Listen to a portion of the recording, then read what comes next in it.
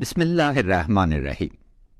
د کوچنی اختر پر رسیدو د نړۍ ټولو مسلمانانو خپل ګران ولس او د وطن د شهیدانو کونډو او یتیمانو ته د زړه له کومې مبارکي وړاندې کوم. عزیز وطنداشتlar، هیت بیرم‌انگیز مبارک. عید سعید فطر بر کافه هموطنان خجسته باد. انشاءالله که عبادات همه ما در ماه مبارک رمضان به درگاه خداوند متعال مقبول افتاده باشد، در حالی که در تجلیل از این ایام خجسته به برادران و خواهران مسلمان خود در سرتاسر جهان می پیوندیم. همچنان از آنها می طلبیم تا با ملت ما در برابر گروهی که به نام دین مقدس اسلام افغانان را گروگان گرفتند اظهار همدردی و همبستگی نماید. ګرانو خویندو او ورونو، دا د زموږ یوه بله روژه بیا په یو مبهمه واکمني کې په ملي اندېښنو تېره شوه. دا پټه واکمني د یو خفیه سازمان لخوا تر پټمخې مشرتابه لاندې چلیږي. دوی زموږ ګران وطن په شدت سره منطقوي سپکاوي، بین المللي انزوا او ملی تشدد خواته روان کړی دی. هموطنان عزیز، امروز با جهان از یأس میبینیم که بجای مقابله با اختناق گروه خفیه حاکم، کشور ما از سوی بعضها خواسته یا ناخواسته به سوی بحران هویتی کشانده می شود.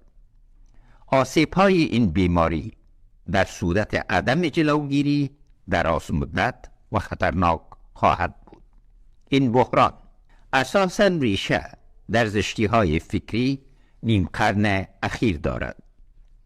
مهاجرت‌های اجباری در این دوران حس تعلق به میهن مشترک را تضعیف کرد و به سودجویان موقع داد تا به نام قوم از آن استفاده های شخصی نمایند، در حالی که پیوند مردم کشور با هویت تاریخی و سرزمین واحد افتخار مشترک همه ماست که تنها در افغان بودن تجسم یافته می تواند. اکنون بر جوانان و زنان آگاه کشور است که مالکیت در مسئله بحران هویت را به دست خود گرفته و چون نماد وحدت ملی و یکدلی تبارز نمایند. هیوادوالو، افغانستان په تاریخي لحاظ خپل قوت د خپلو قومونو او ژبو له رنګارنګي ترلاسه کړی دی. په تیرو زرو کلو کې جلا جلا قومونو په دې خاوره حاکمیت کړی او نور ولس ورسره د ګډ افغان وطن په لمن کې یو ځای شوی دی. اوس دغه لرغونی تاریخ ته له پام پرته له بېلابېلو خواوو زموږ مشترک ملي هویت تر حملې لاندې دی. په دې برخه کې حاکمه ډله تر نورو ډېر زیان پېښوي. دوی هر هغه څه چې زموږ ګډ ملي افتخارات دي له منځه وړي. د دوی هڅې چې په اشتباه پښتنو ته منسوبېږي په دغه قوم هیڅ اړه نه لري. دوی یوازې پښتو وایي خو پښتو نه کوي. پښتو کول یې زده نه دي. دوی حتی د نجونو د زده کړو او کار مسئلې کې په پښتنو او نور قومونو تهمت وایي چې ګویا دا بندیز د هغوی د کلتوري ارزښت له مخې لګېدلی دی.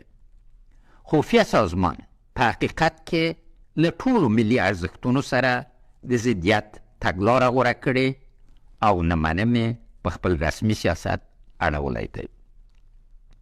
خواهران و برادران، وضعیت بشری در کشور به شدت رو به وخامت می رود و تاکنون تنها کمک های بشری جلوی یک بحران تمام عیار را گرفته است. اما تاریخ شاهد است که هیچ ملت به گدایی بقا نیافته است. حال باید ثابت شده باشد که سازمان خفیه طالب از مدیریت اقتصاد کشور عاجز است. از سوی هم با وضع محدودیت اخیر بر کار زنان در مؤسسات، طالبان روند کنار زدن کامل آنها را از زندگی اجتماعی و اقتصادی عملاً تکمیل نمود. بدون شک این اقدامات از روی محاسبه‌های خاص صورت می‌گیرد تا کشور به انزوای مطلق برود و مردم زندگی در کشور را ناممکن بیابند. اوضاع جاری از ما می‌طلبد تا تلاش برای یافتن راه‌های بدیل در اولویت کارها قرار گیرد. فقر عمومی در کشور در حال بیداد می‌کند که رهبران طالب به ثروتمندترین افراد در تاریخ حرکت‌های یاغی مبدل شدند. ثروت آنها بر علاوه ربودن غیر قانونی عواید ملی از قاچاق اسلحه و مواد مخدر فراهم می شود. راه بیرون رفت از غربت زدگی فعلی در خودکفایی اقتصادی کشور است که با تبدیل شدن آن به حلقه وصل قاره ها قابل دستیابی است. وطن والو، زیوزل بیا در حقیقت تکراروم چه جابر اقلیت په افغانستان کې په زور نه ده ګټلې او ولس د غرور جام آخر ورمات کړی دی. ظالمان ټول په یو قومي اقلیت پورې اړه لري چې هغه ته استبداد وایي. هماغسې چې جنګسالاران زموږ د سترو قومونو تاجکانو، هزارگانو، ازبکانو، ترکمنانو، بلوچانو، نورستانیانو، پشایانو او نورو نمایندگی نشي کولی، طالبان هم هیڅ کله د پښتنو استازي نو او ندي. د دوی دواړو عملونو افغانان له عدالته محروم کړي دي. طالبان په هیڅ ډول د خپل واک ظالمانه ماهیت نشي پټولی او ځکه یې د مشر له نامه نصیحتونو کې خطرناکو عواقبو ته اشارې لیدل کیږي. خو داسې هیڅ نښه نشته چې وښیي دغه ډلې دې د خپل مخکني حاکمیت له بدکاریو او د جنګسالارانو له سرنوشت نه عبرت اخیستی او په عدالت باوري شوي وي. خویندو او ورونو، زه د اختر په مناسبت یو ځل بیا حاکمې ډلې ته وریادوم چې د انحصار لار تباهي ده. وطن یوازې په ملي او ولسي سوله او عادل نظام جوړېدلی شي.